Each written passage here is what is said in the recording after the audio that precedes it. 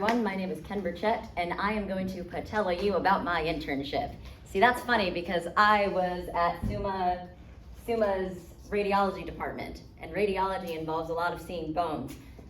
I got my internship last year when I was frantically emailing a bunch of medical things, and it's very hard to get a medical internship because of HIPAA, and I don't have any qualifications and stuff, so they don't know exactly what to do with me.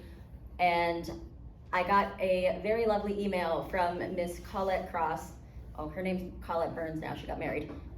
And she is the head of the volunteer department at SUMA, and she told me that Miss Deb Wenger, who is my supervisor, she was interested in having me as an intern. And so I was very grateful for that opportunity because I was kind of panicking because no one would get back to me. Radiology is the study of medicine where you look inside of a body without actually cutting them open. There's a lot of different ways to do that. Most of it uses radiation, hence the name radiology. And they put the radiation, they shine it at the patient, and then the machine reads the ways that it reflects back, and it reflects back in different types of material, which is, for example, this is my x-ray that I had when I got COVID. They weren't sure what was wrong with me, so they took an x-ray. And as you can see, it bounces off of the bones more than like soft tissue, so you can see my lungs and stuff. I've been wanting to be a doctor since I've been a literal toddler.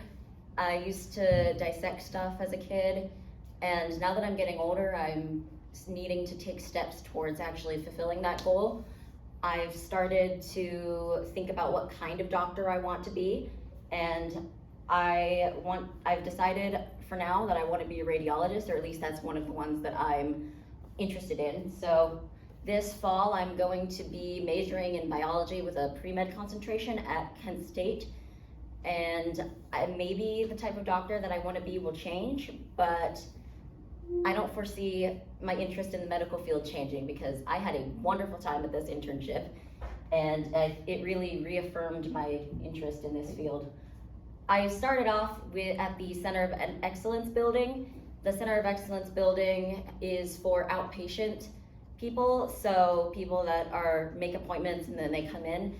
Because it was all appointment based, there was a lot of free time in between patients and stuff, which allowed me to get used to the environment of being at a hospital and in the medical field. And it also allowed me to ask a lot of questions about the exams and stuff, which they probably wouldn't have time to explain to me at like the ER, say. I had a lot of fun here. There was a lot of free time because, like I said, it's appointments. So sometimes people just don't show up. But that just meant I got to ask more questions about all the different exams and stuff.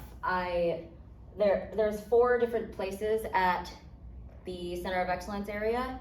There's the X-ray department, the ultrasound department, the CT department, and the MRI department. I went in that order because each type of imaging is more complex than the last, and so my supervisor thought that would be a good way to ease me in. As for what I actually did, I would sanitize the equipment and stuff in between patients, and then I would observe the patients, and then I would get them from like the waiting room if I needed to.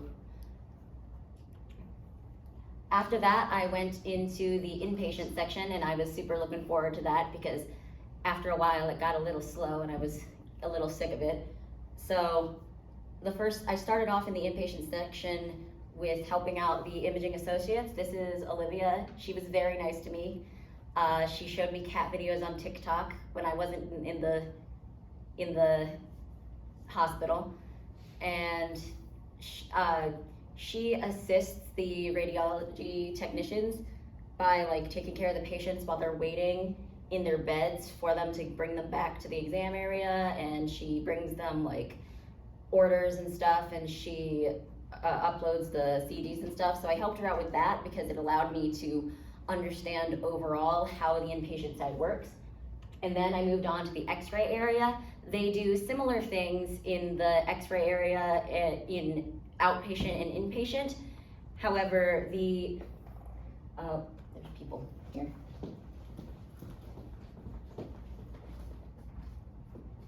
can come in.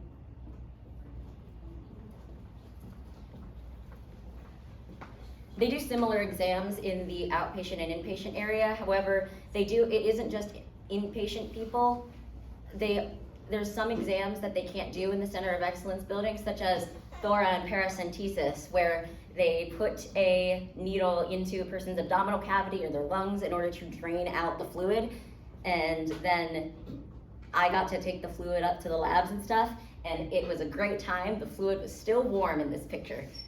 And then in like the x-ray area, they also do something called barium swallow tests, where they have a patient eat different textures of foods that have barium in them, and they take a video of the x-ray with like the x-ray instead of just a still image, and it's really cool. You can see the way their mouth and muscles are moving, and I thought it was awesome.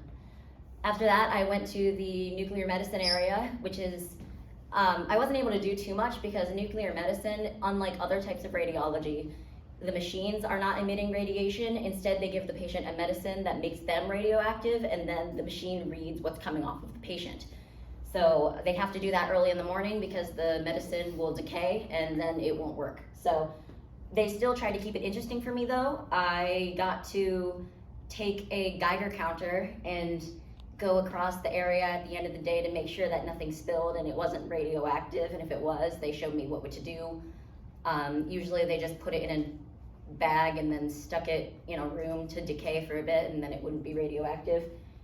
And they also showed me a lot of the fun things that they did earlier, or not fun, interesting things.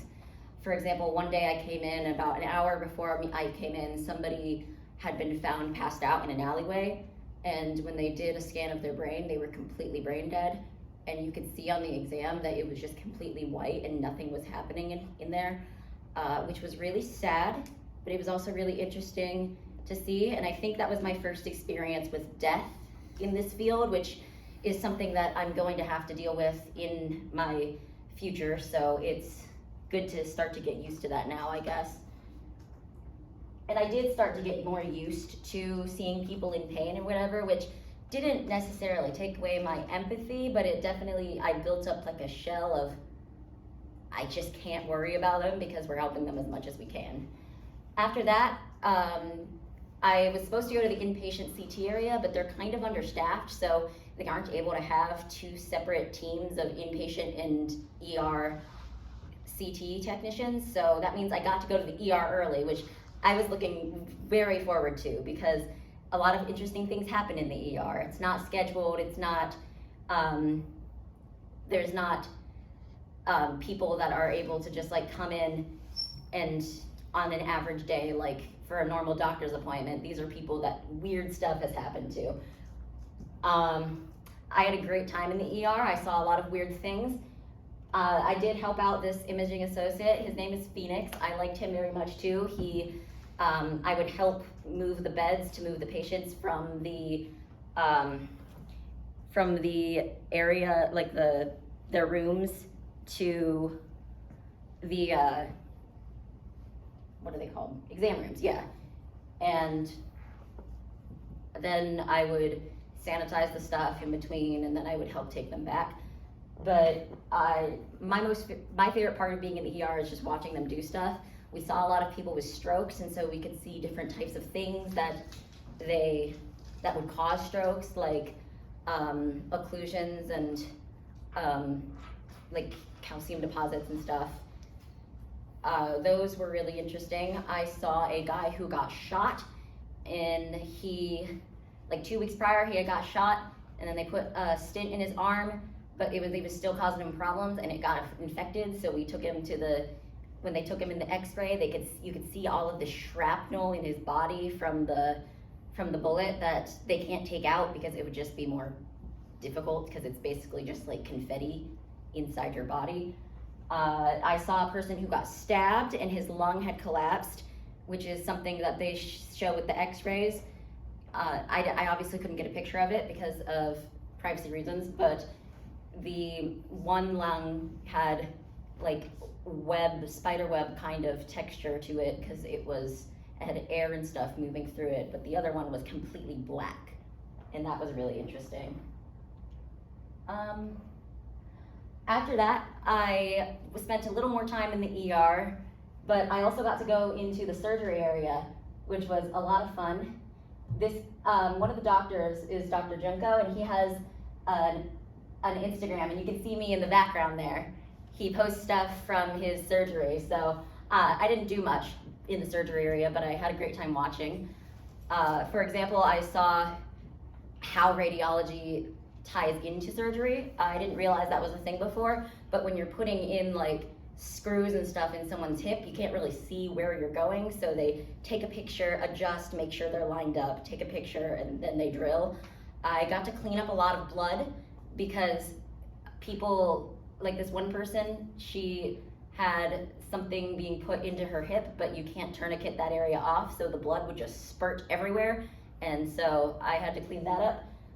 There was actually a lot more fluids than I was expecting at this, which I guess makes sense considering it's an ER, but I stepped in pee at least 4 times. People peed on the table like 4 or 5 times, and I had to clean it up.